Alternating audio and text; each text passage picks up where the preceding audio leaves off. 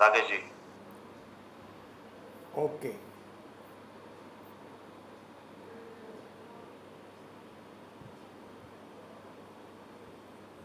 So, once again, good morning to all participants. Today we are having a personality who is the head of the Airport Authority of India, ex-General Manager Subhash Kumar sir. He will share his insight on aviation fire safety and World Trade Center terrorist attack. And we welcome to Subhash sir on this Fire Safe Bharat Series 14. Over to you, Subhash sir. Good morning to all. पहले तो Good मैं morning. पहले मैं अपना introduction देता हूँ, फिर आप लोग अपना इंट्रोडक्शन दे दीजिएगा। कि मेरा नाम सुभाष कुमार है, मैं general manager fire service and fire training retire हुआ एयरपोर्ट्स अथॉरिटी ऑफ इंडिया। मैं हेड ऑफ द डिपार्टमेंट था 127 एयरपोर्ट का, जिसमें फायर एंड सेफ्टी देख रहा था। मेरी क्वालिफिकेशंस, मैं 2 इंजीनियरिंग ग्रेजुएट किया हूँ, एक मैंने फायर में किया हूँ, एक ऑटोमोबाइल में किया हूँ, और मैंने 3 MBA किया हूँ।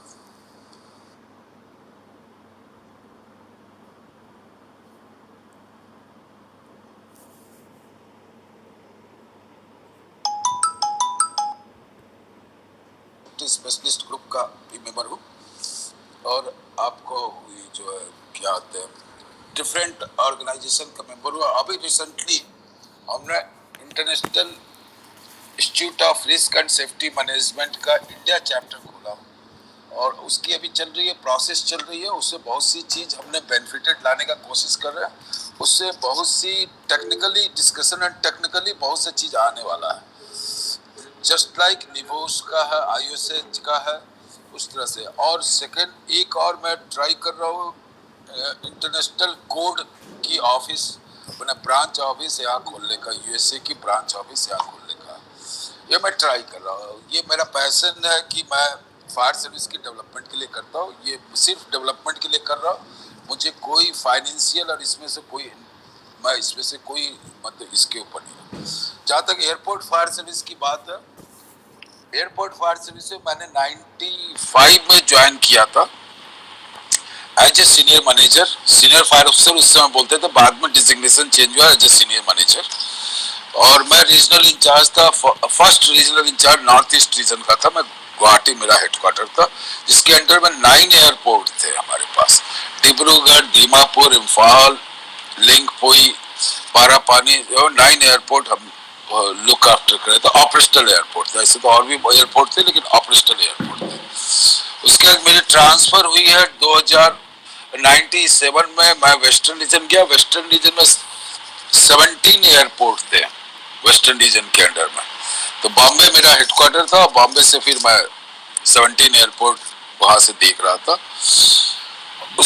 और फिर मैं हेडक्वार्टर आ गया, हेडक्वार्टर में एज ए ज्वाइन किया, फिर मैं GM यहाँ पर बना, और मैं GM अबाउट 10 ईयर्स रहा यहाँ पर, GM head of the department. और मैंने एयरपोर्ट फायर सर्विस की डेवलपमेंट करने का बहुत ट्राई किया, और कुछ सक्सेस भी रहा। अबाउट 1400 करोड़ मैंने एयरपोर्ट फायर सर्विस से लास्ट 3 इयर्स बिफोर रिटायरमेंट मैंने इन्वेस्टमेंट किया। इन्वेस्टमेंट मतलब कि एयरपोर्ट अथॉरिटी ने एक्सपेंडिचर किया। उसमें अबाउट हमारी गाड़ी, हमने 150 गाड़ी लिया है, रोजनवार की गाड़ी मैक्सिमम है, 31 गाड़ी नैफको का लिया है, बाकी रोजनवार की गाड़ी है। फिर हमने डिजास्टर इक्विपमेंट दिया है, डिफरेंट इक्विपमेंट है। हमारे पास 2 ट्रेनिंग सेंटर है, Delhi and Calcutta. Delhi fire training centre है, and Calcutta oldest training centre, not in India, even Asian country में ओल्डेस्ट ट्रेनिंग सेंटर 1954 का। Even national fire service college भी 1956 का। ये ट्रेनिंग सेंटर के फर्स्ट जो ट्रेनिंग इंचार्ज थे PN मल्होत्रा, जो बाद में फायर एडवाइजर बने। तो फर्स्ट हमने 3 फायर एडवाइजर दिया, PN Malhotra, GB Menon and जो अभी सम्मी के पहले जो थे वो थे। ये 3 हमने फायर एडवाइजर हमने दिया। और हमारे training centre Calcutta very oldest training centre, इसकी सर्टिफिकेट की वैल्यू बहुत ज्यादा है। और इवन इसके प्राइवेटली जो हमने आने के बाद प्राइवेट ओपन किया, तो प्राइवेट ओपन करने के बाद जो यहाँ से सर्टिफिकेट लिए इवन गल्फ कंट्री में, तो गल्फ हेलो सॉरी तो गल्फ कंट्री में जो उन्होंने ट्रेनिंग जो सर्टिफिकेट मांग रहे, तो उनकी एक ही डिमांड थी कि मुझे fire training centre FSTC Calcutta की सर्टिफिकेट चाहिए। उन्हें ग्रेड आई, MI और इस सब की सर्टिफिकेट क्यों उनको कहते कि मुझे तो सिर्फ आप fire FSTC fire service training centre Calcutta की सर्टिफिकेट चाहिए और उसके ऊपर वो जॉब रखे थे। तो मोस्ट ऑफ द अबाउट 100 से अबव पीपल हमारे कतर में है, अफगानिस्तान में और डिफरेंट गल्फ कंट्री में है। ये हमारे 2 ट्रेनिंग सेंटर 127 एयरपोर्ट्स है जहाँ फायर सर्विसेज है और 100 अबाउट 200 से अबव ज्यादा व्हीकल्स है हमारे पास। तो और एम्बुलेंस सर्विसेज है, फर्स्ट एड है, MI रूम भी हम लोग देखते हैं जिसमें हम लोग MI रूम में भी फायर सर्विसेज पर्सनल को ट्रेनिंग दिया जाता है, कुछ ट्रेनिंग एडवांस में देते हैं। फिर हमने अभी डिजास्टर ट्रेनिंग भी स्टार्ट किया था NDMA के साथ मिलके, NDMA और इनमास के साथ मिलके, even Bhabha atomic research centre के साथ मिलके हमने डिफरेंट स्टेशन पर ट्रेनिंग स्टार्ट किया। कुछ ट्रेनिंग चल भी रहा है, अभी 24 एयरपोर्ट में अभी ट्रेनिंग स्टार्ट हुआ, कुछ एयरपोर्ट पर हुआ। ये हमारी फायर सर्विस की डेवलपमेंट है। Airport fire service and general fire other fire service में डिफरेंस ये है कि हमारी जो फायर सर्विस जो है हमारी 3 मिनट्स जो है ओनली 3 मिनट्स हमको मिलता है, जिससे फायर फाइटिंग करना भी है, रेस्क्यू ऑपरेशन को मैं बहुत इजी वे में बता रहा हूँ। तो फायर सर्विस भी करना और रेस्क्यू ऑपरेशन। फर्स्ट हम रेस्क्यू ऑपरेशन, इसलिए हमारे यहाँ पहले नाम लिखा था कि रेस्क्यू एंड फायर फाइटिंग, पहले रेस्क्यू ऑपरेशन करना और फायर फाइटिंग बाद में करेंगे। तो रेस्क्यू ऑपरेशन में जितने भी एयरक्राफ्ट है उनकी रेस्क्यू, उनमें कोई भी हैपनिंग होता है 3 मिनट्स के अंदर हमको टैकल करना है। तो इसीलिए हमारी क्रैश फायर टेंडर की स्पीड एक्सीलरेशन जो है 80 किलोमीटर 0 to 80 किलोमीटर 25 सेकंड के अंदर आना चाहिए, मैक्सिमम 30 सेकंड के अंदर आपका एक्सीलरेशन आना चाहिए। ये हमारा है। हमारी प्रिंसिपल ऑब्जेक्टिव जो है फायर एंड सर्विसेज का कि save lives in the event of aircraft accident incident occurring at or immediate vicinity of the airport. Generally क्या होता है, मुझे अभी मैं लेटेस्ट की बात बता रहा हूँ, कुछ एयरपोर्ट पर जो है क्या होता है कि हमारे जो भी फायर सर्विसेज में बाहर से भी हम लोग ट्रेनिंग देते हैं, स्टेट फायर सर्विसेज को भी ट्रेनिंग देते हैं। तो स्टेट फायर सर्विसेज को ट्रेनिंग देने के लिए वहाँ ट्रेनिंग में देना, तो उसमें CFT में तो हम ट्रेनिंग देते ही हैं, प्लस उनकी फायर फाइटिंग टेक्निक भी थोड़ी डिफरेंस है अदर फायर सर्विसेज से, इसीलिए थोड़ी डिफिकल्ट और रिस्पॉन्सिबिलिटी पूरा है पूरे ऊपर। अभी लेटेस्ट अभी क्रैश हुआ है कालीकट में, तो कालीकट में जो क्रैश हुआ है वो कालीकट में crash due to fire services और ड्यू टू हमारे पास इक्विपमेंट एंड ट्रेंड पीपल। हमने ओनली 8 पीपल का डेथ हुआ, बाकी सबको हमने रेस्क्यू ऑपरेशन में किया और वो कालीकट में स्पार्किंग हुआ, फायर हो गया था, लेकिन हमारे फायर फाइटर्स और हमारे क्रैश फायर टेंडर के चलते वो एक्सटिंग्विश हुआ और रेस्क्यू ऑपरेशन किया, जबकि हेवी रेन था, हेवी रेन और पब्लिक बहुत ज्यादा एयरपोर्ट में आ गई थी। उसके बीच में रेस्क्यू ऑपरेशन करना बहुत डिफिकल्ट जॉब था, फिर भी हम लोग ने बहुत जॉब हमने उसको रेस्क्यू ऑपरेशन किया और इतने लोग का साथ किया। शायद वर्ल्ड में 2 ही केस हुआ आज तक जहाँ एक्सीडेंट हुआ है, मेजर एक्सीडेंट हुआ है, जो कालीकट में एक मेजर एक्सीडेंट में कहलाता है। एक USA में जहाँ हस्टर नदी में रिवर में एयरक्राफ्ट को पायलट ने उतार दिया था, दूसरा है कालीकट में, जो कालीकट में रनवे के ऊपर एक्सीडेंट हुआ, उसमें इतने लोग को बचाया गया, अबाउट 180 लोग को बचाया गया इसमें। तो ये हमारी फायर सर्विस का, एयरपोर्ट फायर सर्विस में एक और भी है कि CFT और रेगुलर फायर सर्विस से डिफरेंसेस ये है कि हमारी CFT चलते चलते फायर फाइटिंग कर सकती है। हमारी CFT की थ्रो मॉनिटर से 80 मीटर है, 80 मीटर तक 85 मीटर तक हम थ्रो कर सकते हैं। हमारी वाटर कैपेसिटी एक CFT में 6000 मिनिमम से लेके के 20,000 तक रहता है। वो है हमारी कम्प्लीमेंट्री एजेंट, उसमें ट्राई केमिकल पाउडर भी था, अदर उसमें वो CO2 भी रहते हैं। तो ये सब चीज हमारे क्रैश फायर टेंडर में एक साथ है। और plus rescue tools, different rescue tools है, इसमें हाइड्रोलिक रेस्क्यू टूल्स है, पावर ड्राइवर्स है, लिफ्टिंग बैग है, बहुत से रेस्क्यू टूल्स उसके अंदर रहते हैं फायर सर्विस में। और एक और ये है कि इसीलिए हमारी गाड़ी की कॉस्ट भी, हमारी इंजन कैपेसिटी 700 हॉर्स पावर का रहता है मिनिमम, 700 हॉर्स पावर से कम रहता है, जबकि आप लोग के यहाँ 50 हॉर्स पावर काफी है सिटी फायर ब्रिगेड में, 50 या 100 आप कह लो। और दूसरी चीज है कि हमारे जो एक्सीलरेशन, मैं एक एग्जांपल देता हूँ जो मैं पर्सनली वो किया था। मेरे पास एक गजराज एयरक्राफ्ट का प्रॉब्लम आया, स्टेशन से फोन आया, गुवाहाटी एयरपोर्ट में मैं पोस्टेड था रीजन में, तो स्टेशन से फोन आया स्टेशन इंचार्ज का। उन्होंने फोन किया कि सर एक गजराज एयरपोर्ट फुल इमरजेंसी में है, तो आप इसको कैसे टैकल करेंगे, हम लोग से टैकल ही नहीं हो पा रहा है। क्या हो गया? कहता व्हील नोज जो है, नोज व्हील जो है वो लॉक नहीं हो रहा लैंडिंग के समय, तो एक्सीलरेशन बहुत ज्यादा रहता है, स्पीड बहुत ज्यादा, तो उसे नेचुरली फायर होगा, फ्यूल भी रहता है उसमें। मैं कहा मैं आता हूँ। फिर मैं वहां गया, मैं पायलट अपने कमांड लिया और पायलट से मैंने बात किया।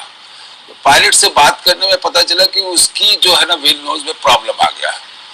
तो पायलट एयरफोर्स की एयरक्राफ्ट थी, गजराज थी, उसमें टोटल जो पैसेंजर्स थे हार्डली 6 थे। तो मैंने पायलट को एक ही चीज बोला कि आप जो है इसका फ्यूल बर्न कीजिए। पूरा फ्यूल उन्होंने बर्न किया। मैं का फ्यूल बर्न होने के बाद लैंडिंग ट्राई कीजिए, और लैंडिंग ट्राई होने के बाद जैसे ही आप टच डाउन करेंगे रनवे के ऊपर, तो आप अपने स्विच ऑफ कर देंगे, इंजन स्विच ऑफ कर देंगे, और जितना दूर तक दो पीछे के टच डाउन में पीछे का चक्का जो है उसी से टच डाउन होता है, बाद में नोज व्हील टच डाउन होता है। तो नोज व्हील को जैसे ही आप नोज व्हील आपके रनवे पर टच करेगा, आप कच्चे में उतार देंगे। ये मैं पर्सनल अपनी एक्सपीरियंस बता रहा हूँ। तो कच्चा में देने के बाद आपको जितना दूर था, उसके बाद एक आदमी को आपने बोलेगा डोर के पास खड़ा है, तुरंत डोर खोले और तुरंत निकल जाए। मैंने क्या किया, 3 CFT, एक जहां रनवे में टच डाउन होता था वहां CFT खड़ा कराया उसमें, और एक बीच में खड़ा कराया और एक आगे खड़ा कराया जहां मतलब रनवे के पास, रनवे के एंड के पास। उसके बाद मैंने इंस्ट्रक्शंस यही दिया था कि यदि आप टच डाउन आप करते हो और उसके बाद आप CFT रनवे के ऊपर घुसा दो, रनवे को फोमिंग भी करते रहना, रनवे के ऊपर फोमिंग भी करते रहना। उन्होंने हेलो एक्सक्यूज मी सर। हाँ हाँ सर ये CMD का मतलब क्या है? क्या CMD? CFT आप बोल क्रैश रहे फायर हैं टेंडर, CFT। CFT बोल रहा हूँ, CMD नहीं बोल रहा, क्रैश फायर टेंडर बोल रहा हूँ। अच्छा तो मैं डिफरेंसेस आपको क्रैश फायर टेंडर और अदर फायर सर्विस के वैकेंसी में आपका डिफरेंस कैमरा बता ऑफ रहा कर हूँ। दीजिए, वरना सुभाष साहब की आवाज़ नहीं सुन पाएंगे हम। जो पार्टिसिपेंट अभी बोल रहे थे ना, आपका कैमरा ऑफ कर दीजिए प्लीज़। हाँ सुभाष सर, कंटिन्यू।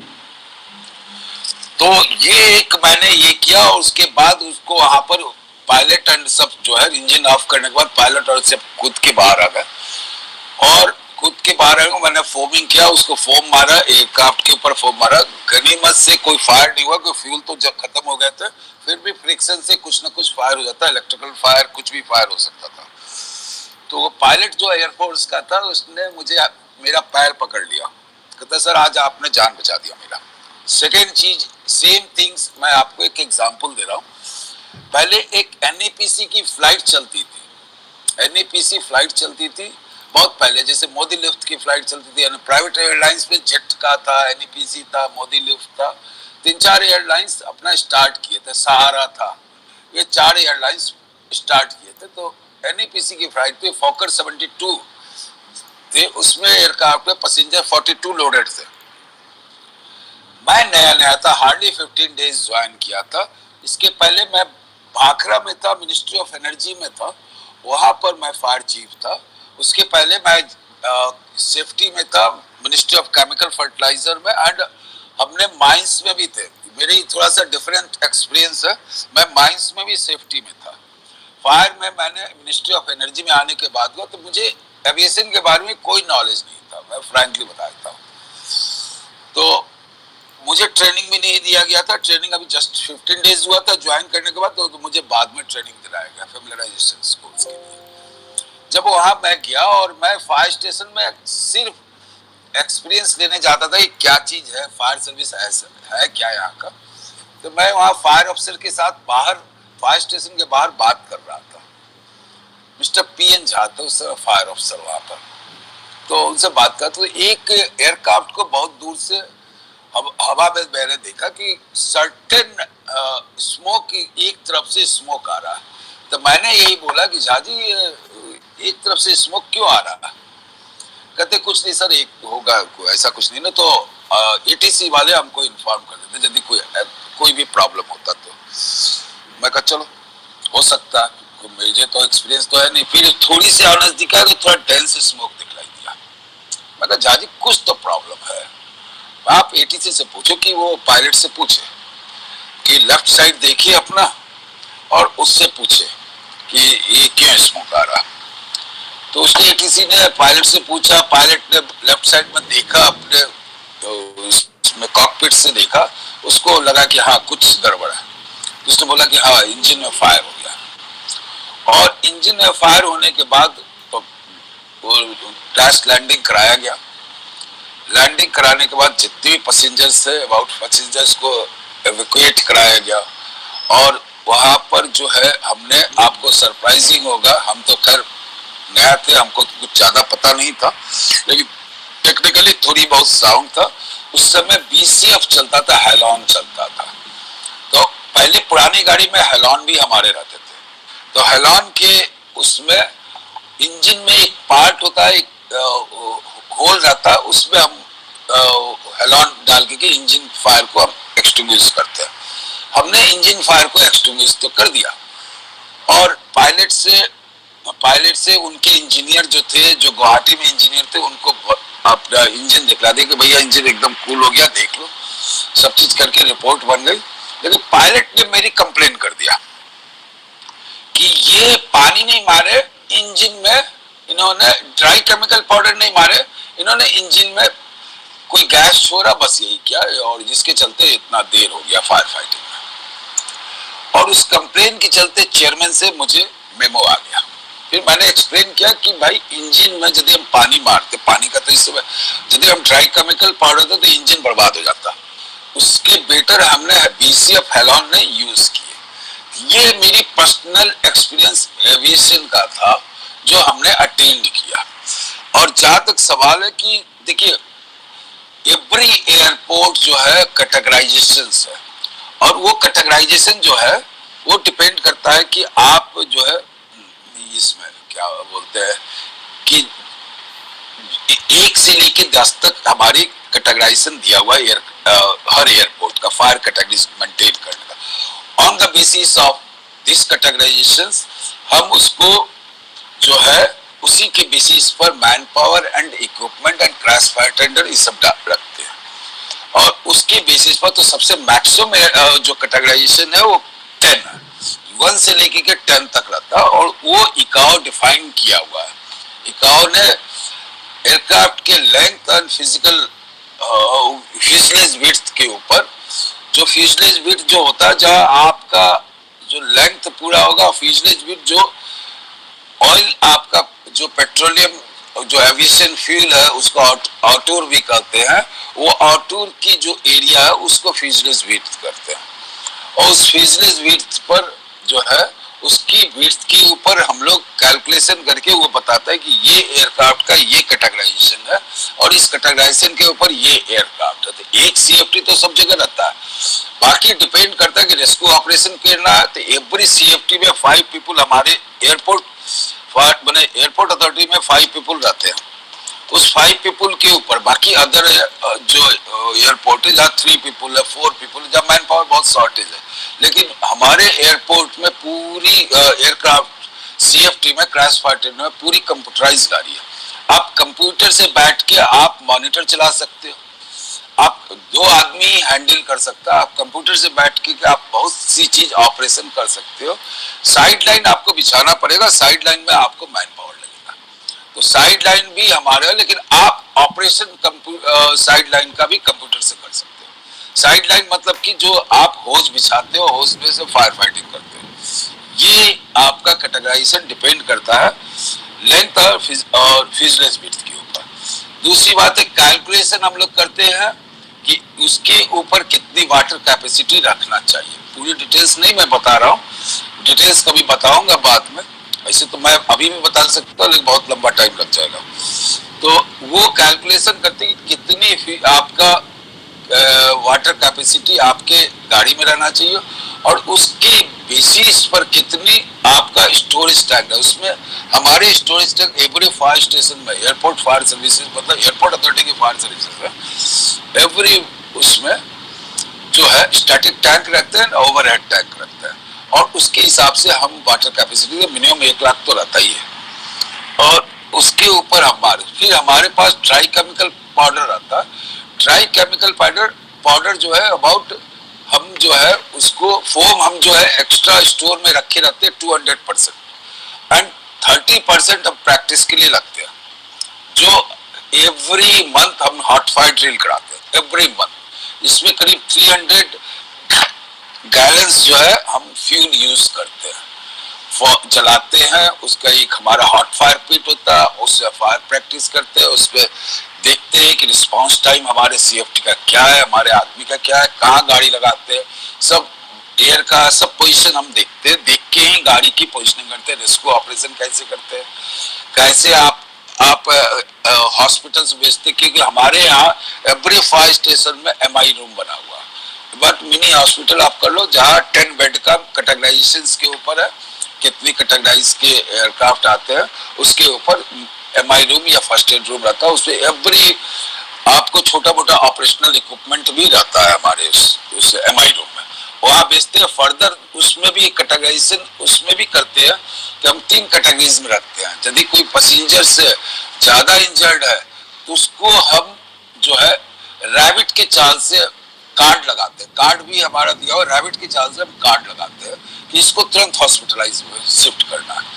और एम्बुलेंस भी हमारे पास होता है, एम्बुलेंस से शिफ्ट करते हैं। उस समय जब पूरी यदि फुल इमरजेंसी होता है तो हम अलर्ट करते हैं सिटी फायर ब्रिगेड को। सिटी फायर ब्रिगेड ओनली हमको हेल्प करता है वाटर से एंड मैन पावर से जो रेस्क्यू ऑपरेशन के लिए। और सिटी फायर ब्रिगेड या एम्बुलेंस सर्विसेज हो गया, प्लस आपका हॉस्पिटल्स हो गया, डिस्ट्रिक्ट एडमिनिस्ट्रेशन को अगर पुलिस को करते हैं, सबको करते हैं। क्योंकि उस समय ट्रैफिक पुलिस को करते हैं, क्योंकि जिस समय हमको ये यदि फुल इमरजेंसी हुआ, एक्सीडेंट को ये जाता तो पब्लिक बहुत आ जाती है, जिसके कंट्रोल करना मुश्किल होता है। गाड़ियां बहुत आती है, उस गाड़ियां को हमको ट्रैफिक पुलिस से भी हैंडल करना पड़ता है। पर थोड़ा डिफिकल्ट है और थोड़ी सी बात है। सबकी गाइडलाइन बनी हुई है हमारे यहाँ, सब गाइडलाइन बने। गाइडलाइन के बियॉन्ड कोई नहीं जा सकता है। यदि बियॉन्ड जाता है तो उसको कोर्ट ऑफ इंक्वायरी में रिप्लाई देना पड़ता है। कोई भी नहीं जा सकता। वो guideline on the basis of International Civil Aviation Organization का गाइडलाइन के हिसाब से बना हुआ है। सेकेंड चीज है, पूरे world International Civil Aviation Organization के गाइडलाइन की बेसिस पर काम करते हैं। एक्सेप्ट यूएसए जो है उसका अपना वो है, जो फेडरल एविएशन एडमिनिस्ट्रेशन है वो अपना, जिस तरह से हमारे यहाँ डायरेक्टर जनरल सिविल एविएशन है उसी तरह वहां पर FAA है। अभी वो FAA जैसे इंडिया में कोई एक्सीडेंट हो जाता है, यदि अभी कालीकट में एक्सीडेंट हुआ है तो वो इनको इंक्वायरी करते हैं। वो पूरा वो सब चीज रिपोर्ट बनाते हैं, सब इंक्वायरी करते हैं, उस इंक्वायरी की रिपोर्ट बना के देते हैं। ठीक है ना, समझ में आ रहा है आप लोग को? यस सर, आ रहा है, कंटिन्यू सर। यस सर या इंटरेस्ट लग रहा है कि नहीं लग रहा? सर इंटरेस्टिंग है। सिनेरियो बेस्ड इमरजेंसी आप शेयर करें, it's interesting.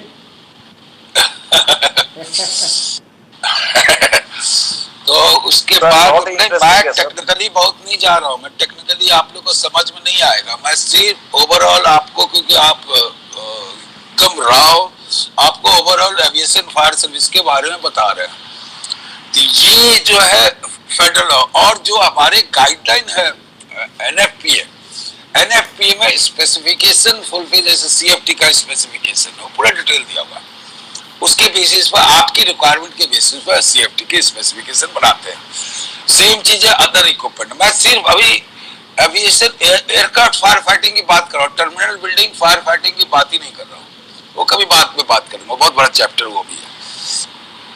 Aircraft fire fighting की इसलिए बात करो कि एयरक्राफ्ट फायर फाइटिंग 3 मिनट में, ये दिमाग रखे 3 मिनट्स के अंदर सब चीज करना, फायर फाइटिंग भी करना, रेस्क्यू ऑपरेशन भी करना, हॉस्पिटल्स में भेजना, हॉस्पिटल्स में भी मतलब एम्बुलेंस में लोडिंग करना और रेस्क्यू ऑपरेशन भी करना। तो यदि क्रैश होता है तो होता क्या कि यदि एयरक्राफ्ट में क्रैश होता है तो क्रैश होने के बाद बहुत जगह पंक्चर हो जाता है, माने एयरक्राफ्ट पंक्चर हो जाता है। एयरक्राफ्ट तो पूरी साबुत ठीक ठाक तो रहेगा नहीं। आप जैसे कार में एक्सीडेंट हुआ तो डैशबोर्ड उड़ गया तो कहाँ उड़ गया तो क्या उड़ गया, उसी तरह होता। अब उसको क्रैश में आपको कट थ्रू से पब्लिक को निकालना है, जो पैसेंजर्स अंदर फंसे, वो इक्विपमेंट हमारे पास रहना चाहिए और एवरी फायर स्टेशन में हमारे पास है। आज की डेट में अभी क्या हो रहा है कि आरसीएस एयरपोर्ट यूज हो रहा है। आरसीएस एयरपोर्ट में क्या होता है कि आरसीएस 15 डेज का आपने फैमिलियराइजेशन कोर्स करा दिया तो सोच रहे कि हम तो फायर के एक्सपर्ट हो गए एविएशन फायर को, गलत सोच रहे हैं। कल कोई एक्सीडेंट होता है तो सबसे पहले जो वहां का फायर ऑफिसर है जो टैकल कर रहा है, जो आरसीएस एयरपोर्ट में फायर फाइटिंग टैकल कर रहा है, क्रैश हो जाता है तो सबसे पहले वो जेल जाएगा। हमारे यहाँ एविएशन एक्ट के हिसाब से, एयरपोर्ट एक्ट के हिसाब से वो उसको जेल जाना पड़ेगा यदि एक कोर्ट ऑफ इंक्वायरी में गलती निकालता है तो इसलिए ये इतना इजी नहीं है। और हमारे यहाँ एयरपोर्ट फायर से फायर पर्सनल को अप टू लाइफ टर्म, जब तक उसकी जॉब है तब तक उसको ट्रेनिंग करना पड़ता है। और ट्रेनिंग जो है एकदम, चाहे वेदर सीनियर सुपरिटेंडेंट हो, चाहे एएम हो, चाहे सीनियर फायर, इवन मैं भी ट्रेनिंग किया सीनियर फायर ऑफिसर को, जबकि मैंने इंजीनियरिंग किया हुआ था, मैं बहुत से कोर्सेज किया हुआ था, लेकिन मुझे भेजा गया कि नहीं आप फैमिलियराइजेशन कोर्स कीजिए। मुझे फैमिलियराइजेशन कोर्स कराया गया, 14 वीक्स का फैमिलियराइजेशन कोर्स कराया गया।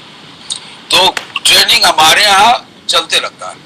वेदर बेसिक, मेरे यहाँ ट्रेनिंग कोर्सेज कौन कौन से ये भी मैं बता देता हूँ।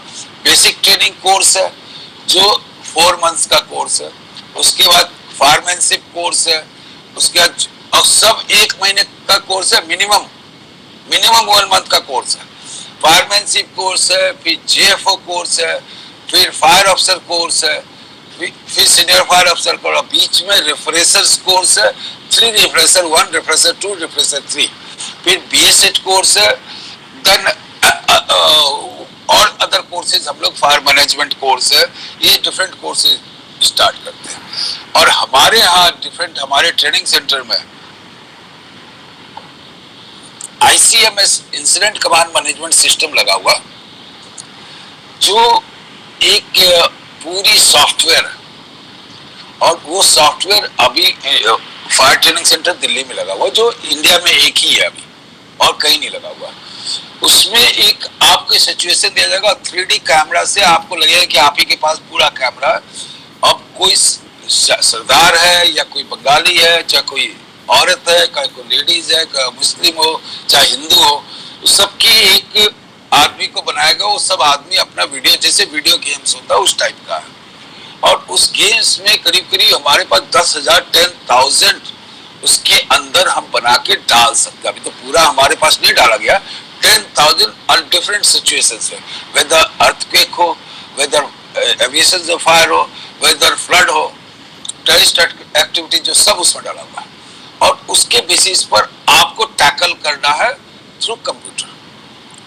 आप फायरमैन को उठाएंगे, आप गाड़ी, आपको दिया जाएगा, सिचुएशन दिया जाएगा कि ये गाड़ी आपके पास है, आप अपनी गाड़ी उठाइए, वेदर वाटर टेंडर हो, क्रैश फायर टेंडर हो, फोम टेंडर हो, टीसीपी टेंडर हो, टीटीएल हो, जो भी आपको उठाना, आप पिकअप कीजिए। आप पिकअप करने के बाद आपको मैन पावर चॉइस दे दिया गया कि ये मैन पावर आपको दिया गया, उसी मैन पावर में आपको फायर फाइटिंग है, उसको आप कैसे फायर फाइटिंग आप करते हैं वो सब आपके ऊपर है, वो पूरे दिया। उसके ऊपर पॉइंट सिस्टम है, वो पॉइंट सिस्टम में ही आपको पता चलेगा कि आपकी आईक्यू लेवल क्या है, आप कैसे टैकल कर सकते हैं। ये अभी लेटेस्ट हो रहा है।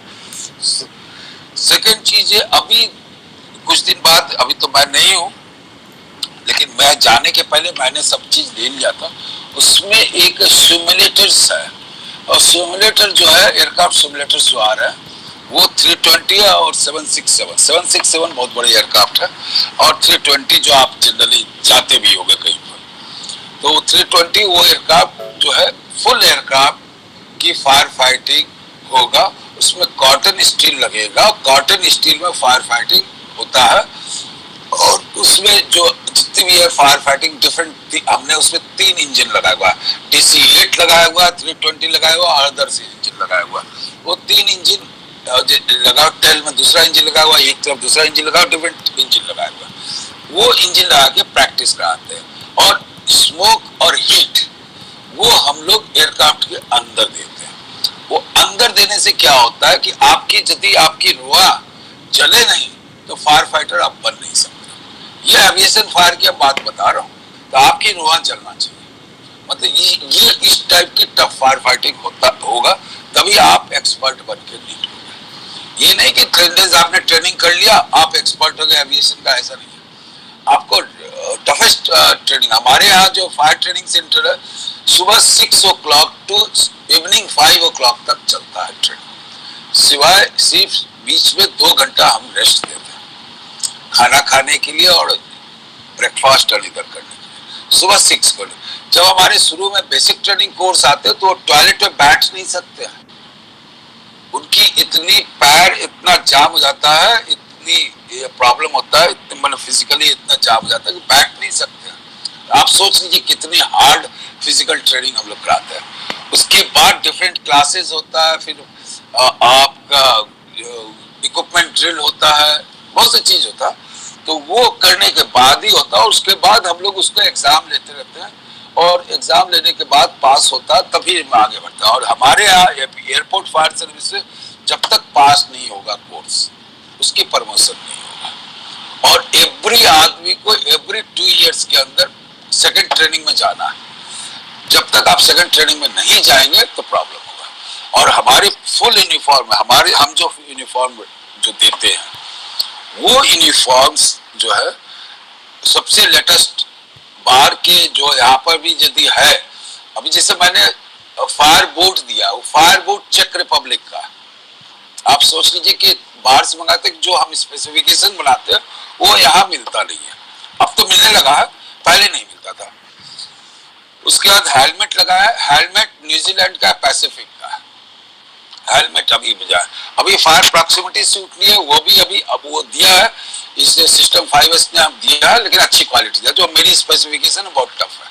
तो मेरी स्पेसिफिकेशन मीट करना, वेदर CFT हो चाहे वेदर आपका अदर सर्विस हो, आसान नहीं है। अच्छा, हमारे पास एम्बुलेंस है 4 स्ट्रेचर एम्बुलेंस है, 1 स्ट्रेचर या 2 स्ट्रेचर एम्बुलेंस नहीं है, 4 स्ट्रेचर। और अभी हमने न्यू स्पेसिफिकेशन बनाया 6 स्ट्रेचर। 6 स्ट्रेचर में हमने एम्बुलेंस बनाया है, डेवलप किया उसको, अभी परचेज नहीं हुआ है, एक भी गाड़ी नहीं आया। और उसके अंदर हमने 25 स्ट्रेचर का स्टैकिंग भी है, प्लस 6 आपका पूरा बेड है। तो इस टाइप का एम्बुलेंस भी सर्विसेज भी हम लोग वो किया। फिर अभी हमने स्टार्ट किया मोबाइल कमांड पोस्ट व्हीकल्स, वो हमने परचेज किया, अबाउट 18 एयरपोर्ट में हमने सप्लाई हो गया। 18 एयरपोर्ट को उस एम्बुलेंस सर्विसेज का, वो जो मोबाइल कमांड पोस्ट व्हीकल का वर्क जो है, यदि कोई क्रैश होता है तो क्रैश होने के बाद पूरी मॉनिटरिंग कहाँ से करेगा, तो क्रैश साइट पर उसको लगा देते हैं, वो पूरी कैमरा का रिकॉर्डिंग भी करेगा, पूरी फैक्स भी जाएगा, आपका पूरी फोन भी जाएगा, वो सैटेलाइट फोन भी रहेगा, सैटेलाइट फोन से आपके पूरे चेयरमैन चाहे जिससे भी बात कर रहा हूँ उसको आपका सैटेलाइट फोन से रहेगा, टीवी भी रहेगा, आपका फैक्स मशीन रहेगा, आपका इक्विपमेंट, पूरी चीजें पूरी वहां से सब मॉनिटरिंग करके, और जो वहीं से डायरेक्शन दिया जाएगा, जो वेदर फायर फाइटर्स हो चाहे वेदर ये हो। क्योंकि आप देखिए अभी कालीकट में अबाउट 8 आवर्स हमको लगे थे, जबकि फास्टेस्ट रेस्क्यू ऑपरेशन हुआ था, फिर भी 8 आवर्स लगे थे हमको रेस्क्यू ऑपरेशन में। तो इतना इजी नहीं है। तो जो अभी RCS एयरपोर्ट, जो रीजनल कनेक्टिविटी, जो स्टेट फायर सर्विसेज, चाहे प्राइवेट लोग अभी वहां पर मैनेज कर रहे हैं मैन पावर, वो ये नहीं सोचे कि ये तो है मैन पावर दे रहा है, फायर फाइटिंग तो सबका एक है, लेकिन यदि कुछ हो गया तो सबसे पहले जिसने भी किया हुआ है वो प्रॉब्लम होगा। ये बहुत हमारे यहाँ वेदर सेफ्टी बूट हो, चाहे गम बूट हो, चाहे आपका डांगरी हो, सब स्पेशलाइज किए हुआ है और उस स्पेशलाइज में हम काम करते हैं। थर्ड चीज ये है कि एयरपोर्ट आपको बताइए कैटेगराइजेशन के ऊपर है, वाटर कैपेसिटी अपना है और टर्मिनल बिल्डिंग की फायर जो है वो सिस्टम्स लगे हुए हैं और इवन हमारे टर्मिनल बिल्डिंग की फायर भी एयरपोर्ट फायर सर्विस वाले एक्सटिंग्विश कर सकते हैं। लेकिन हमारी फर्स्ट प्रायोरिटी जो होती है वो होता है कहते हैं एयरक्राफ्ट फायर फाइटिंग। हम टर्मिनल बिल्डिंग को स्टेट फायर सर्विसेज के ऊपर देते हैं। यदि कंट्रोल बियॉन्ड कंट्रोल हो गया तो हम स्टेट फायर सर्विसेज को देते हैं, क्योंकि यदि हम टर्मिनल बिल्डिंग में चले जाएंगे हमारी गाड़ी लग जाएगी तो कैटेगराइजेशन डाउन हो जाएगा। जब भी कैटेगराइजेशन डाउन होता है तो aircraft landing and take off नहीं होगा। फॉर एग्जाम्पल आपको बताते कि एक दिल्ली से एयरक्राफ्ट गया, दिल्ली से एयरक्राफ्ट पहले जाने के पहले वो पूरी डाटा लेता है, डाटा देता है कि भाई ये मेरे इतने पैसेंजर्स हैं, इतने क्रू मेंबर है, इतने फ्यूल है, ये जहाज जा रही है, ये जहाज का साइन ये है और वो वहां से ये भी पूछता है कि आपका जो अहमदाबाद हम जा रहे हैं तो अहमदाबाद में फायर कैटेगरीज क्या है। फायर कैटेगराइजेशन का मतलब ये है कि आपकी सीएफटी कितनी है, आपका मैन पावर, मतलब मैन पावर तो है कि कितना इक्विपमेंट है कि नहीं, फोम कंपाउंड है कि नहीं, ड्राई केमिकल पाउडर है कि नहीं। अब ये पूरी यदि बोल देगा कि हाँ ये सब है तभी यहाँ से फ्लाई करेगा, नहीं तो नहीं फ्लाई करेगा। ये एक एयरपोर्ट फायर सर्विस की पावर है। यदि आपने बोल दिया कि कैटेगराइजेशन नहीं है, मिल रहा है तो नोटम लेना पड़ेगा। नोटम पूरे वर्ल्ड में जहाँ चला जाता है कि भाई एयरपोर्ट मैंने अहमदाबाद फायर सर्विसेज जो है इसमें नोटम लिया हुआ है, वहां पर आपका एयरक्राफ्ट नहीं लैंड कर सकता, इस कैटेगरीज के एयरक्राफ्ट लैंड नहीं कर सकता, तो पूरे वर्ल्ड में चल जाएगा। बहुत से ओवरफ्लाई होता है, कभी इमरजेंसी हो गया तो हमको लैंडिंग करना पड़ता नियर टू कोई भी एयरपोर्ट पर। तो यदि आप अपनी सर नोटम के बारे में थोड़ा सा बता दीजिए, किसी का मैसेज आ रहा है, व्हाट इज नोटम? नोटम देखिए, नोटम ऐसा है कि कोई भी आप जो इंटरनेशनल से, मैं सिंपल सी बात बता रहा हूँ कि जैसे इंटरनेशनल सिविल एविएशन ऑर्गेनाइजेशन कोई गाइडलाइन देता है और उस गाइडलाइन का मीट है कि भाई ये सीएफटी, ये एयरक्राफ्ट का ये कैटेगराइजेशन है। मैं सिर्फ इसका बता, बहुत से नोटम के लिए तो बहुत सा चीज है, वेदर कम्युनिकेशन इक्विपमेंट है, वेदर एयर ट्रैफिक मैनेजमेंट का बहुत सा इक्विपमेंट है, रनवे का प्रॉब्लम है, बहुत सी चीज है, तो उसमें नोटम लेना पड़ता। मान लीजिए एक एयरक्राफ्ट आया और एयरक्राफ्ट में रनवे के ऊपर खड़ा हो गया तो नोटम लेना पड़ेगा मुझे कि एयरक्राफ्ट रनवे के ऊपर खड़ा हो गया। जैसे जस्ट लाइक कोई गाड़ी खराब हो गया तो गाड़ी खराब होने के बाद आपको क्या होता है कि आप रोड पर खड़ा हो गया, या तो आप रोड के किनारे करो या तो आप उसको स्टार्ट कराओ, बनवाओ, जो भी, तब तक तो ट्रैफिक जाम हो जाता है। तो वहां पर ऐसे नहीं, एयरक्राफ्ट को नहीं हम कर सकते, इसलिए उस पीरियड में हमको नोटम लेना पड़ता है कि इतने घंटा नोटम हम ले लिया। नोटम से कोई भी एयरक्राफ्ट को सबको पता चल जाता, all airlines world wide, all airport operators को पता चल जाता है कि इसे यहाँ पर अहमदाबाद नोटम लिया हुआ है ये इतने घंटे का, तो वहां पर उसको सब अलर्ट, सबके लिस्ट रहेगा उसके पास। सेम चीज है यदि कोई रनवे रीकारपेटिंग हो रहा है या रनवे में कोई काम हो चल रहा है या कोई अदर्स वर्क हो तो उसको भी नोटम होता है। एयरक्राफ्ट सीएफटी हमारे पास शॉर्टेज हो गया, ब्रेक डाउन हो गया, तो ब्रेक डाउन हो गया तो हमारे पास अदर सीएफटी स्टैंड बाई में सीएफटी काम नहीं कर रहा। यदि सीएफटी स्टैंड बाई में नहीं काम कर रहा तो फिर उसको हम नोटम लेते हैं, तो नोटम लेने के बाद फिर हमको ये होता है। उसके एग्जाम्पल हमको बता देते हैं आपको कि एक एयरपोर्ट पर मैं गुवाहाटी की बात बता रहा हूँ, तो गुवाहाटी एक ऐसा एयरपोर्ट था जो मैं डायरेक्ट गुवाहाटी में बैठता भी था और स्टेशन भी देख रहा था। बाकी अदर एयरपोर्ट पर रीजन दूसरे जगह, स्टेशन दूसरे जगह, वैसे दिल्ली हो, चाहे बॉम्बे हो, चाहे आपका चेन्नई हो, चाहे वो थोड़ा सा अलग था।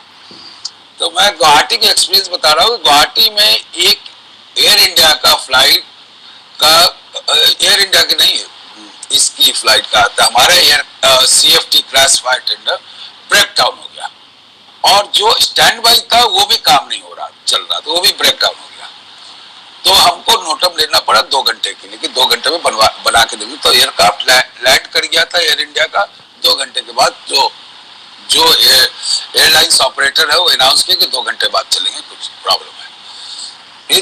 फिर उसके बाद फोन किया वहां पर स्टेशन में, फिर 2 घंटा और ले लिया, बन नहीं पा रहा था, कुछ प्रॉब्लम था, मेजर फॉल्ट था।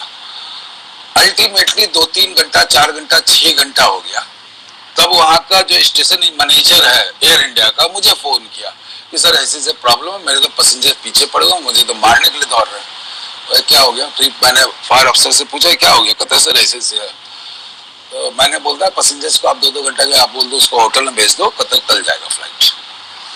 तो कल मैंने उसको फ्लाइट कर, लेकिन वो पागल हो गया मैनेजर।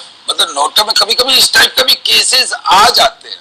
तो नोटम एक ऐसी चीज है कि आपको टाइमली बताना पड़ता है, और ये टाइम है। यदि आपका मान लिया कि मेरा एयरक्राफ्ट सीएफटी ठीक हो गया, तो सीएफटी ठीक होने के बाद नोटम विड्रॉ भी हम कर सकते हैं।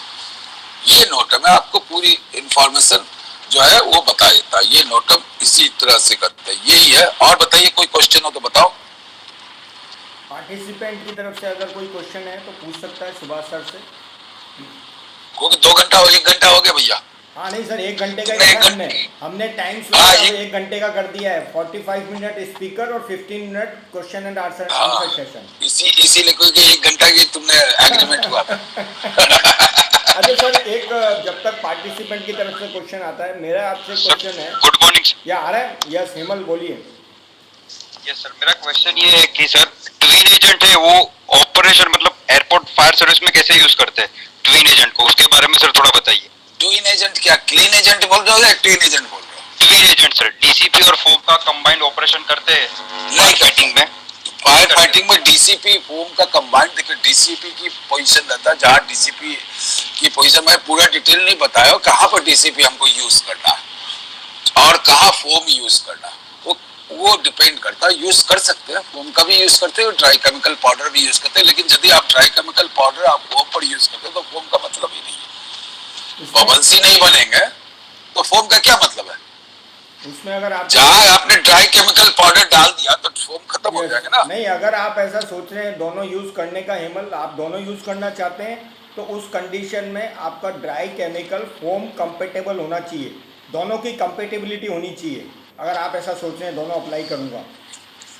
हाँ सर, क्योंकि जो फोम हम यूज करते हैं FFF वो अकॉर्डिंग टू IS 4989 उसका कंपैटिबिलिटी चेक करते ही है ड्राई केमिकल पाउडर के साथ। जो आप पाउडर यूज करने वाले हैं उसका भी कंपेटेबिलिटी, आपका जो फोम यूज करने वाले हैं both should be compatible to each other, then only you can use it. मैं एविएशन फायर में बताता हूँ, एविएशन फायर में हम ISO 7202 यूज करता हूँ ड्राई केमिकल पाउडर, और जो इसका फोम यूज करता हूँ AFFF यूज करता हूँ मैं।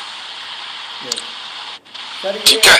ऐसा बोला जाता है कि Okay. Aviation is a high risk safest business. ये सेंटेंस समझ में नहीं आता, high risk safest business.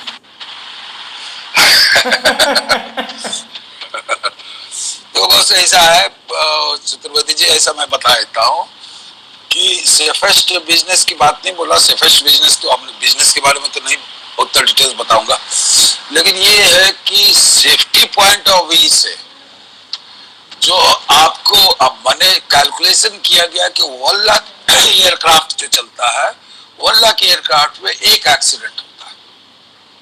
1 lakh aircraft के मोमेंट पे एक एक्सीडेंट मेजर फैटल होता है, एक है उसमें। तो सेफ कहाँ पर है? आप अभी सुनोगे, अभी तो आपका कोरोना कोविड हो रहा है, कोविड में हार्डली कितने लोग मर रहे हैं? 15,000 20,000। सोच लो डेली आपका 4,000 आदमी मर रहा है। हमारे तो डेली 10,000 आदमी मर रहे हैं कार एक्सीडेंट से। तो वो छोड़ दो ना कि क्या है, तो ये सेफ है। यदि एविएशन यदि आप फ्लाई कर रहे हो, एविएशन मोड जो है वो सेफ है। नहीं सर, इसलिए एविएशन, हाँ मैं ये आप वाली बात में ही कहना चाह रहा हूँ जो आपने कहा ना 1 लाख में एक इंसिडेंट, इसीलिए क्योंकि रिस्क बहुत ज्यादा है लेकिन लेवल ऑफ प्रोटेक्शन बहुत ज्यादा है, उतना ही बहुत ज्यादा है। इसलिए वो लेवल ऑफ का वर्डिंग बोला जाता है हाई रिस्क सेफेस्ट बिजनेस, मतलब high risk high protection already रहने वाला ही है। Next question please, anybody is having? अगला क्वेश्चन कोई पूछना चाहता है? क्योंकि आज का टाइम स्लॉट भाई फिक्स है, सुभाष साहब को 1 घंटा ही मांगा है, 2-2.5 घंटा नहीं चलने वाला है, तो आप जल्दी से क्वेश्चन पूछिए। पहले ये बता दो सबको इंटरेस्ट आया कि नहीं आया? Sir, how Notum is different from logout and tagout Loto system? हाँ? Generally क्या? इंडस्ट्रीज में या लोटो होते हैं ना sir, lockout and tag out. हाँ। So how NOTAM is different from that system? देखो भैया, ऐसा है कि इंडस्ट्रीज में है डिफरेंट, इसलिए मतलब कि इंडस्ट्रीज की थोड़ी सी डिफरेंट होता है लॉग आउट और ये जो है था। और यहाँ पर जो है हम इकाओ की माध्यम, हम नेशनल कोई हमारी गाइडलाइन नहीं है, हमारी अपनी गाइडलाइन है International Civil Aviation Organization. Civil Aviation Organization ने पूरी नोटम के बारे में डिटेल दिया हुआ, और नोटम में डिफरेंट डिफरेंट इक्विपमेंट है, डिफरेंट शक्ति, कोई भी चीज है। अब फॉर एग्जाम्पल आपको बताते हैं, पायलट आपको ऊपर से जा रहा है, मैं सब ले वैन जैसा आपको समझा रहा हूँ, पायलट फ्लाई कर रहा है और उसको रनवे में लैंड करना है, रात में रनवे लैंड करना हो या दिन में लैंड करना, ऊपर से तो उसको सब रोड ही दिखलाई दे रहा है, तो रोड पर भी लैंड कर सकता है। लेकिन इक्विपमेंट है, एक एयरक्राफ्ट की इक्विपमेंट है जो एयरक्राफ्ट से मैच करता है, और जैसे ILS है, DME है, बहुत से इक्विपमेंट है जो एयरक्राफ्ट में लगे रहते हैं। वो पायलट को बताते हैं कि आपका जो है ये एयरपोर्ट है और आपकी सेंटर ऑफ लाइन आप कहाँ रहेगा, आप कहाँ लैंड करेंगे, कि ये होता है। तो वो पूरी चीज है, उसके बेसिस पर रख देती, वो उसमें से एक भी इक्विपमेंट खराब हो जाता है तो नोटम लेना पड़ता है। नोटम यदि है तो पायलट के ऊपर है कि वो उसको लैंड कराएगा कि नहीं कराएगा। तो कोई भी पायलट रिस्क नहीं ले जाता क्योंकि उसको लाइसेंस का, तो उसको कोर्ट ऑफ इंक्वायरी में जवाब देना। इसमें सुभाष सर जो कह रहे हैं और आपका जो क्वेश्चन है वो log out tag out energy के लिए होता है। जो भी एनर्जाइज इक्विपमेंट पे आप काम कर रहे हैं तो आइसोलेशन उसका होना चाहिए, लॉग आउट टैग आउट जो इंडस्ट्रीज में होता है। ये जो वही मैं बता रहा हूँ ना कि इंडस्ट्री नोटम की बात कर रहे हैं साहब, वो कह रहे हैं एयरपोर्ट पे अगर कोई भी डिसरप्शन है तो उस समय नोटम लेना पड़ेगा। आपका व्हीकल खराब है, एयरपोर्ट पे मेंटेनेंस चल रहा है, कुछ प्रॉब्लम हो गई है, means airport should meet the category as describe. Category 9 बोला है तो 9 में जो जो चीज़ें हैं सब कुछ होनी चाहिए, कुछ भी इधर उधर हुआ तो दे कैन टेक नोटम। लेकिन lock out tag out different चीज़ है जो इंडस्ट्रीज में होता है। वो आप पर्टिकुलर आइसोलेशन ले रहे हैं, जिस इक्विपमेंट पे काम कर रहे हैं, एनर्जी एनर्जी से रिलेटेड है वो। ओके. ठीक है, okay sir, please okay next sir. Question.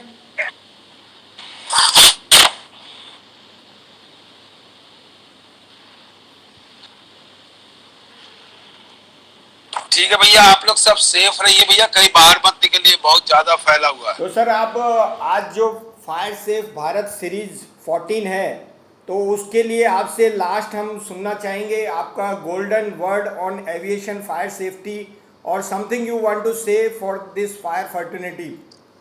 ऐसा ना राकेश की एविएशन बहुत बड़ा सब्जेक्ट है, एविएशन छोटी मोटी, ये तो मैं लेमन जैसे इसलिए समझा कि बहुत से एयरपोर्ट जो बहुत से फायर फाइटर जो अभी सुन रहे हैं उनको एयरपोर्ट फायर सर्विस के बारे में पता नहीं है, बहुत टेक्निकली बहुत सा प्रॉब्लम रहता है। अब इसमें एयरक्राफ्ट का स्ट्रक्चर, जो भी एयरक्राफ्ट का कंस्ट्रक्शन है, बहुत सी चीज़ें, इसलिए हमारे यहाँ ट्रेनिंग बहुत कंपलसरी है। वर्ड ये है कि जो भी है, मैं तो सिर्फ इतना ही कहूँगा कि आज भी मैं आफ्टर रिटायरमेंट, मैं अपने बारे में बता रहा हूँ, आफ्टर रिटायरमेंट इतने एनर्जेटिक हैं और इतने हम वो काम करते रहते हैं, मेरे पास टाइम नहीं है। और मुझे ये बेनिफिटेड मिल गया जब से 1 साल 1.5 साल बंद हुआ, वो मेरे लिए पर्सनल बेनिफिट हो गया, तो इसको यूटिलाइज करो। और मैं कहता हूँ कि आप जो है अपने को पर्सनल डेवलप करो, जब तक आप डेवलप नहीं करोगे अपने को, आप आगे नहीं बढ़ोगे। आगे बढ़ने के लिए आपको बहुत मेहनत करना पड़ेगा, ठीक है ना? Yes sir, thank you very much. So Subhash sir का आज इंसाइट था सेल्फ कैपेसिटी बिल्डिंग। आप अपने आप को इतना day to day learning development continue रहना चाहिए, जैसे सुभाष सर ने बताया after retirement still he is doing lot of things and so he is a inspiration to us. So आप being a fire professional day to day आपका learning development self के लिए भी एक प्लान होना चाहिए। So now I am inviting Swastik Jadeja for vote of thanks. Thank you, Subhash sir, for your nice experience shared to all Fire Safe Bharat Group and this session. Dr. Rakesh Chaturvedi, sir, thank you very much, and all respected fire officers, thank you very much for the nice session on aviation fire safety management. Thank you all. Thank you all. Thank you भैया, thank you. Thank you, Swastik Bhai. Thank you, DPMC head. Kotadia साहब अभी आज अंकलेश्वर जी है। तो Subhash sir आप leave कर सकते हैं, Finally, आप लीव कर सकते हैं सुभाष सर। हमारू GIDC નો કોઈ ઘણો ઉભો ગયો કોટડિયા સાહેબ। For your information, respected all Asia's high hazardous GIDC fire safety head, Mr. Manoj Kotadia ji is with us. So please, brief કંઈક basic થોડું છોકરાઓ। we will surely discuss next time because today's session is different. No, But we are ready to listen to Manoj bhai. You can share whatever you want to share within Short 5 experience, short What one. is your critical hazardous industry zone, GIDC zone you are operating? What are the things if you would like to share? definitely, just I was under treatment of COVID and just returned there, so just we will come up again. Yeah. Okay, no issue. Yeah. Thank you. Any questions from participants? I think good presentation. Participant का कोई question है?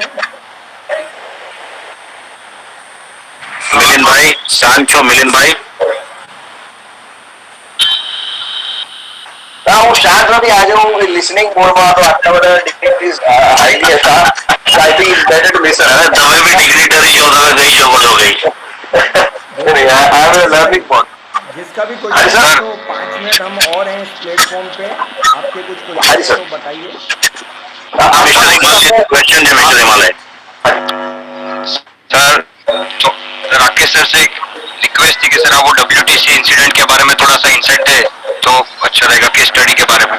I was about to ask this the same question. Centre का case study वाला matter वो pending ही रह गया, sir के साथ डिस्कस करना था, लेकिन he is having a very short time.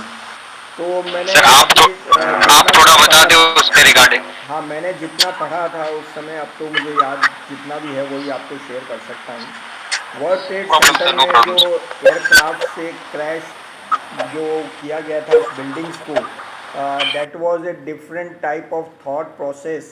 ऐसा कहा जाता है कि जो क्रिमिनल माइंड्स रहते हैं या डिस्ट्रक्टिव माइंड रहते हैं, कंस्ट्रक्शन करने के लिए बहुत ज़्यादा समय, प्लानिंग, डिज़ाइन और एफर्ट्स चाहिए होते हैं। डिस्ट्रक्शन के लिए रिवर्स एफर्ट्स बहुत ही आसानी से सोच लेते हैं लोग बाग।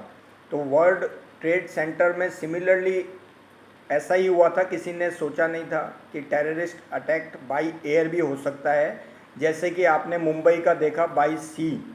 तो इस तरह की जो चीज़ें हैं, तो उसमें जो आउटकम थे, एक तो सबसे बड़ा इम्पैक्ट जो इतने वेलोसिटी और मोमेंटम के साथ आके जो बिल्डिंग को हिट किया पूरे एयरक्राफ्ट ने, वो एक सबसे बड़ा इम्पैक्ट था उस बिल्डिंग स्ट्रक्चरल स्टेबिलिटी के ऊपर। दूसरा, जो lakhs of litre aviation turbine fuel, hydrocarbon fuel, जब वो हिट करने के बाद पूरा एंटायर जो टावर में स्प्रेड हुआ, तो ऐसा कहा जाता है कि नॉर्मल कंबस्टिबल मटेरियल फायर जो डैमेज करती है 3 घंटे में, वो हाइड्रोकार्बन फायर 1 ही घंटे में उतना डैमेज कर देती है।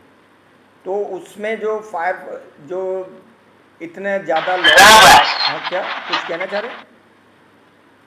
तो उसमें जो 2 मेन इम्पैक्ट तो ये मैंने आपको बताया कि ह्यूज क्वांटिटी ऑफ फ्यूल और उसका जो मोमेंटम था, स्पीड थी प्लेन्स की, वो एक इफ़ेक्ट था। आपने वीडियो भी देखा होगा, प्लेन एक साइड से घुसा और दूसरी साइड से निकल गया। तो और कुछ जो रीज़न्स थे, एक तो कम्युनिकेशन गैप रहा, उसकी वजह से भी बहुत सी लाइफ लॉस रही, और जो सिस्टम्स थे उसके बारे में कुछ ज़्यादा डिटेल इन्वेस्टिगेशन में बताया नहीं गया कि सिस्टम चले या नहीं चले। तो वो बट नेचुरल है, जैसा लगता है तो सिस्टम चले नहीं होंगे, क्योंकि इम्पैक्ट के ऊपर फायर फाइटिंग सिस्टम कोई डिज़ाइन नहीं किए गए। एक ये भी लर्निंग है, जैसे कोई भी अर्थक्वेक आ गया तो आप क्या सोचते हैं कि स्प्रिंकलर सिस्टम चल जाएगा क्या? तो ये एक नया थॉट प्रोसेस आया वहाँ, क्योंकि हमारे जितने भी फिक्स्ड फायर फाइटिंग सिस्टम है तो उनका डिजाइन किस तरीके से किया जाता है, या तो स्मोक या हीट या फ्लेम या स्पार्क, इस तरह के अलग अलग डिटेक्टर्स होते हैं, इन फिलॉसफी पे ही वो ऑपरेट होते हैं। लेकिन ऐसा फिलॉसफी नहीं है कि कोई शॉक वेव, इम्पैक्ट, अर्थक्वेक ये आने के ऊपर इस तरह का ऑपरेशन हो जाएगा। तो ये इस एक डिफरेंट तरह के जो इक्विपमेंट है, जैसे आपको एक एग्जांपल देता हूँ, थोड़ा हटके एग्जांपल है। When I was in Reliance refinery, तो वहाँ पे जो टैंक्स थे उनके ऊपर एक वॉल दिया गया था, जहाँ तक मुझे नाम है उसका था ब्लो ऑफ वॉल। तो ब्लो ऑफ वॉल का काम क्या था कि अगर मान लीजिए टैंक रूफ सडन ब्लास्ट की वजह से ब्लो ऑफ हो गया तो सिस्टम अपने आप चालू हो जाएगा। वो अगर फायर नहीं हुई लेकिन ब्लो ऑफ हो गया तो उस कंडीशन में वो चीज़ें, कुछ इस तरह के इक्विपमेंट वहाँ हमने देखे थे। अगला जो एक बहुत ही मेजर लर्निंग था, इन्वेस्टिगेशन में कभी होता नहीं है, लेकिन उस वर्ल्ड ट्रेड सेंटर की इन्वेस्टिगेशन में ऐसे निकल के आया कि इमेजिनेशन भी एक इन्वेस्टिगेशन में निकल के आया कि आदमी को इमेजिन करना चाहिए। जैसे हम प्रोबेबिलिटी पढ़ते थे मैथमेटिक्स में, स्टैटिस्टिक्स में, कि एक सिक्के को उछालेंगे तो हेड आने की कितनी प्रोबेबिलिटी और टेल आने की कितनी है। तो उसी तरीके से जो रिस्क हैज़ार्ड आइडेंटिफिकेशन और कंट्रोल मेजर्स हैं, उसके लिए एक नई दिशा उस इन्वेस्टिगेशन ने दी थी कि इमेजिनेशन, कि आपको ये इमेजिन करना पड़ेगा। जैसे हम मॉक ड्रिल करते हैं तो इमेजिन करते हैं अलग अलग सिनेरियो, कि मान लीजिए भूकंप आ गया, सुनामी आ गया, टेररिस्ट अटैक हो गया। तो ये सारे सिनेरियो हम क्यों कर रहे हैं, हमने पास्ट में इस तरह की इंसिडेंट देखी तब हम कर रहे हैं। लेकिन हम फ्यूचर के बारे में भी इस तरह का विजनरी, जब अपना विजनरी आपका इमेजनरी जिसे हम कह रहे हैं इमेजिन कर पाएंगे, तो इस तरह की, जैसे अभी आप सिंपली एक एग्जांपल है कोविड, उससे पहले बायोलॉजिकल केमिकल वार से रिलेटेड जो सिनेरियो बेस इमरजेंसी हैं उसका मॉक ड्रिल का आया। तो वो धीरे धीरे इस तरह की जो सोच आई, कैसे जब इंसिडेंट हो जाते हैं तो इस तरह की सोच आती है, जबकि हमें पहले से इस तरह का एनविजन या इस तरह के विचार आने चाहिए कि संभावनाओं को, जैसे आपका जो जितने भी पहाड़ियों में जो इस तरह की क्लाउड, जो वाटर क्लाउड या जो लेक्स रहती हैं वो फ्रोजन रहती हैं और सडनली बस्ट आउट होके कितने ज़्यादा वो डिज़ास्टर क्रिएट करती हैं, आपने देखा ही है रिसेंट और पास्ट में। तो बेसिक कॉन्सेप्ट ये था, और कम्युनिकेशन गैप था पुलिस और फायर डिपार्टमेंट के बीच में। तो इवैक्यूएशन में कुछ डिले उस कम्युनिकेशन गैप की वजह से हुआ, और इंसिडेंट और सर वो जो स्ट्रक्चर भी सर पूरा कोलैप्स हो चुका था। हाँ, वही मैंने पूरा बोला ना, स्ट्रक्चर क्यों कोलैप्स हो गया, शायद आपने बाद में ज्वाइन किया होगा। स्ट्रक्चर इसलिए कोलैप्स हुआ कि हाइड्रोकार्बन ह्यूज क्वांटिटी में था। और सर मोस्टली सर वो स्ट्रक्चर पूरा स्टील से बना हुआ था, और वो बिल्डिंग डिजाइन ही नहीं थी कि होगा आरसीसी। तो आरसीसी के बिगड़ तो ऐसा होगा नहीं कि फुली स्टील का हो, कोई भी स्ट्रक्चर फुली स्टील का बनता नहीं है। रीज़न ये है कि स्टील का जो स्ट्रेंथ है वो मेरे ख्याल में 593 डिग्री सेंटीग्रेड टेम्परेचर अचीव करने के बाद फिर 75% डेटोरेट हो जाता है। इसलिए कोई भी फुली स्टील स्ट्रक्चर को एनकरेज नहीं किया जाता, उसके ऊपर कंक्रीट लगाई ही जाती है। Yes sir, yes sure sir. तो वो आप कभी भी इसको देखिएगा, आप जो एनबीसी में देखेंगे तो उसमें कैटेगरी टाइप 1, 2, 3, 4 दिया हुआ है स्ट्रक्चर के बारे में। 4 मतलब 4 घंटे का जो रेटिंग होना चाहिए उसका फायर को रजिस्ट करने का, 3 का होना चाहिए, 2 का होना चाहिए, 1 का होना चाहिए। सिमिलरली कोई भी बिल्डिंग स्ट्रक्चर जो भी बनता है, लेकिन कभी किसी ने उसके ऊपर स्टडी नहीं किया कि इसका मोमेंटम या स्पीड से कोई चीज़ आके स्ट्राइक करेगी तो उसका इम्पैक्ट कितना होगा। जैसे आपने बुर्ज खलीफा देखा, तो उसका डिजाइन स्टेज में उन्होंने बिल्डिंग इतनी हाइट पे बना रहे थे, तो उन्होंने स्टैटिक करंट, लाइटनिंग, इसके बारे में सारी जानकारी ले ली थी और इतना रोबस्ट सिस्टम बनाया कि 1 साल पहले लाइटनिंग का एक वीडियो आया था बुर्ज खलीफा टावर का, कि फुली लाइटनिंग उसमें से पास हुई और उस टावर को कुछ भी नहीं हुआ।